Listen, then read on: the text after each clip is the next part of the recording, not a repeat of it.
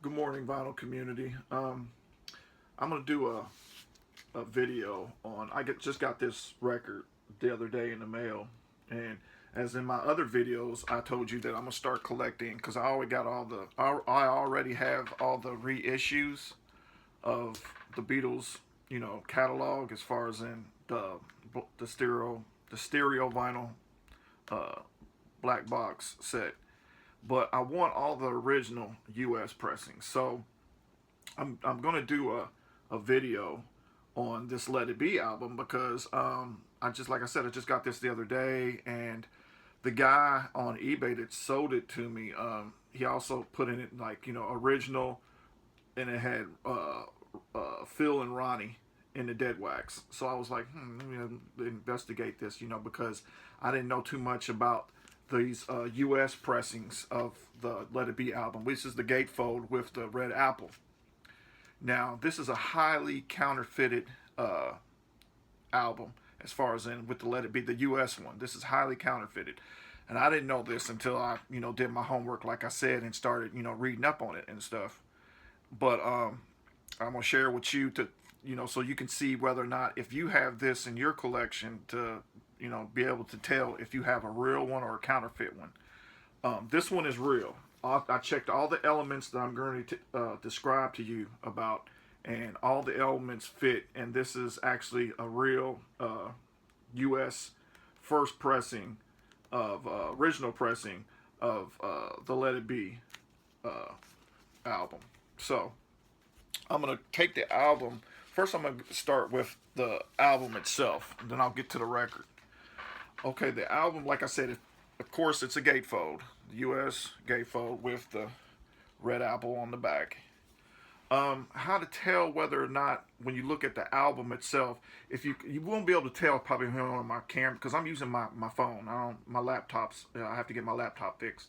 But if you look at George on, if you have this and if you can tell, if you go back to your record, if you look at George is he's the font on him is not, it's not vibrant, and it looks like it's almost like a grainy like picture, and it's not clear. And then also another way you can tell is by the borders. The white border that goes around each of the Beatles is on a fake one. It would be the border. The white border is going to be thick. It's a thick border. This right here is a thin border. Like I said, I already checked it. So that's what the with the album with itself. When I googled it and did my homework with other people that have done this. Um, with the record, with the record, this is how you really tell. Okay. Um, the record with the apple will be vibrant. It's not going to be dull or faded. The apple is going to be like a nice bright red apple on the label. You know, basically you look at the first side, you can tell because it's not the cut side of the apple, but the whole side. It's going to be a nice vibrant color. It's not going to be dull or anything. The dull ones are the fake ones. Okay. Then you get to the dead wax of the record. The dead wax of the record basically is going to tell you everything that you need to know if you have an original or a counterfeit. Because like I said, these are highly counterfeited and stuff. Like in the mid 70s, the plant stopped. They stopped pressing these, and they just started putting out counterfeits or whatnot. The catalog number, of course, to this album is 34001. Red Apple U.S. pressing. Excuse my clock. Uh, going back to the dead wax. In the dead wax, you're going to see on the dead wax. If you look on the dead wax of the album, of the record, I mean, in the dead wax, you're going to see a stamp that says bell sound on both sides, on side 1 and side 2. It's going to have bell sound in it. Now, if your record has bell sound on it, then that's an original, because the fakes did not have bell sound stamped on side 1 or side 2. Basically, that's that. Just in the nutshell, if you don't have bell sound on it, that's lets you know that yours is a fake. Now, bell sound is the pressing plant that stamped these records, and the person that stamped them is a guy by the name of Sam Feldman. And right next to Bell Sound, you'll see a SF, and that stands for, his initials, Sam Feldman. And he's the one who, pressed these records or whatnot. Stamp, he put his stamp in it. He also put to Phil and Ronnie. Now, on the fakes, it does have, they do try to put his, put in his SF, but they did a terrible job. And also they put to Phil and Ronnie on the fakes too. Now, how you can tell if you have, the Phil and Ronnie is big. On the fakes, it's small. It's in the dead wax. You can tell if it says Phil and Ronnie, it has to be big. It has to be scribbled in there. The writing has to be big. Also, on the record, it'll have a triangle like the side of a upside down wine glass, and it says "I am," and that stands for International Association of Machinists Union Workers. That these are the people that ran the pressing plants. I mean, and those are the ones and that's in both sides of the record too. But those are the three main elements that you have to have on your vinyl of a U.S. pressing of Let It Be. Otherwise, you have a counterfeit. I'm happy to get this particular record right here because I know that I really couldn't afford. I mean, I would love to have the box set. Like I've seen a lot of people that have the box sets, that I watch on YouTube or whatnot. Main one that I watch is Mean Mr. Mayo. I watch him, regularly.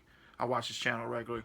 And also another guy by the name of Fit to Be Tie-Dyed. He gives you, in depth of each Beatle record, and he did a video not too long ago that I watched on his. He had 2 box sets, and he did comparison. And he was going first. He did the book, and also I did a video not too long ago on my Let It Be Get Back book, and I didn't know. I was watching his video, and he did 2 comparisons on the books. He did one book that had, of course, we all know the binding in it is not that good. But this book, I got like 2 weeks ago, and I'm happy to get this. Like I said, I have an original U.S. pressing gatefold of Let It Be, which I'm, thrilled because to me, I like the gatefold. I would love to have the box set, but I'm glad I got the book at least that came from the box set. And, I got this at a good price on eBay. So, but going back to where Fit to Be Tie-Dyed was talking about the Let It Be book, there's two books to this. One of them, if you open it up, it's going to be white. The inside of it, mine is black, of course. Also, the credits, if you open up the book, the credits, the early editions, now this is what like I said, though, because if you get it to the book, sometimes, the pages be coming out, so that's why you have to kind of keep it together. The best thing he said that he did a while back was put Elmer's glue with the binding or whatnot. I may do that. But getting back to where the credits are at, they put a sticker inside the book, and I didn't know that. I mean, I had no idea. I looked at the book, didn't even realize it, and it's a sticker that's put inside this book because the early editions, they didn't print it on the paper. Now, he had 2. He had one with the sticker, when he said his sticker, and it looked like, it started to yellow. Mine looks, somewhat still white, but the other book, they in the later editions, they just started printing the credits on the page, and also and you opened up the book, it wasn't black, the inside was white. So I'm thinking to myself, this is an original early one because they had put the sticker in this book, in the Get Back book.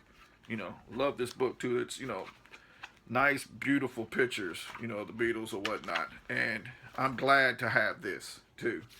So I have an original book, Get Back book. Original Get Back book. And I have an original U.S. pressing of Let It Be, and like I said, with what I mentioned with all them elements, if you have all them elements together with the Let It Be album, which was the U.S. pressing gatefold, then you have an original. If you don't, then it's a counterfeit and it's a fake. Which, like I said, I had no idea. I thought they were all the same. But like I said, I'm happy to have both. Eventually down the road, I will get when I can afford it. I'll get eventually down the road. I'll get the box set if it ever comes about. If I can afford it or whatnot down the road, I will try to get that. But right now, I'm happy just to have this. And like I said, I'm collecting all the U.S. original pressings because I have, like I said, the reissues. I got the CDs, all that. But I want the original U.S. pressing. So, from now on, I'm gonna start doing each time I try when I get another album or whatnot. I'm gonna make sure that all them things fit together, all the elements fit together, and I have an original pressing of a Beatle album. So I hope this. I hope this was helpful to you. I'm glad that I looked it up and stuff, and did some research on it and whatnot, and decided to just share it with y'all. So I hope, like I said, I hope that was helpful, and y'all have a nice day.